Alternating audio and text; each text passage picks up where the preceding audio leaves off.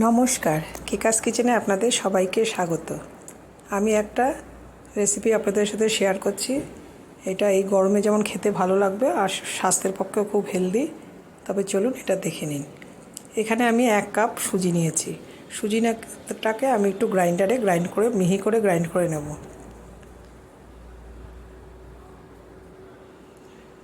আমি সুজিটাকে গ্রাইন্ডারে গ্রাইন্ড করে নিয়েছি, মিহি করে গ্রাইন্ড করে নিয়েছি। এবার এই সুজিটাকে আমি একটা বোলের মধ্যে ঢেলে এর মধ্যে অন্যান্য উপকরণ মিশিয়ে দেব। এখানে আমি প্রথমে দিয়ে দিলাম এরকম গোটা ধনেটাকে একটু ভালো মতো ভাজা করে নিয়ে তারপরে আমি দিয়ে দিলাম হাফ মশলা আর দিয়ে দিচ্ছি ম্যাগি মশলা। আমি এখানে ম্যাগি মশলা দিয়েছি, আপনারা চাইলে অন্য মশলাও দিতে পারেন। আর ভাপটা অবশ্যই দিতে হবে, এটার স্মেল খাবারটাকে আরও লোভনীয় এবং স্বাদের করবে। দিয়ে দিলাম ঘরে পেতে রাখা দই। সমস্তটা দিয়ে দই রাখার পাত্রটা ধুয়ে একটু জল মিশিয়ে সমস্তটা আমি খুব ভালো মতো মিশিয়ে নিচ্ছি। এখানে আমি আলাদা কোনো জল দেব না, এই দই দিয়েই পুরো মিশ্রণটা তৈরি করতে হবে। আমি সেই মতো আবারও খানিকক্ষণ নাড়াচাড়া করে নিচ্ছি। এখানে আমি দিয়ে দিলাম পুদিনা পাতা। পুদিনা পাতাটা গরমকালে যেমন খেতেও ভালো, একটা দারুণ স্মেল বেরোয় এবং ঠান্ডাও থাকে শরীর।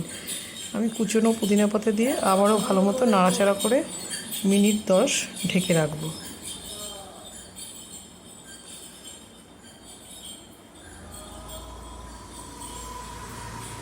আমি 10 মিনিট পরে ফিরে এলাম। দিয়ে দিলাম সামান্য বেকিং পাউডার আর দিয়ে দিচ্ছি পরিমাণ মতো নুন। আবারও খানিকক্ষণ নাড়াচাড়া করে এবার আমি একটা ননস্টিক প্যানে একটু অয়েল ব্রাশ করে নিয়েছি। ননস্টিক প্যানটা যখন খুব গরম হয়ে যাবে তখনই এই ব্যাটারটা এর মধ্যে দিয়ে দিতে হবে। ননস্টিক প্যানটা আমি মিডিয়াম আঁচে বেশ খানিকক্ষণ গরম করে নিয়েছি। দেখতেই পাচ্ছেন কিরকম টকবক করে ফুটে উঠেছে।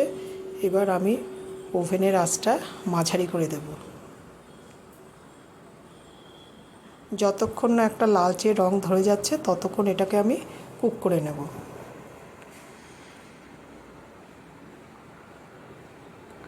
আস্তে আস্তে একটা সুন্দর রং ধরে গেছে, একটা লালচে রং ধরে গেছে। এই অবস্থায় আমি দিয়ে দেব বাটার। বেশ খানিকটা বাটার আমি ওপরে ব্রাশ করে দিচ্ছি।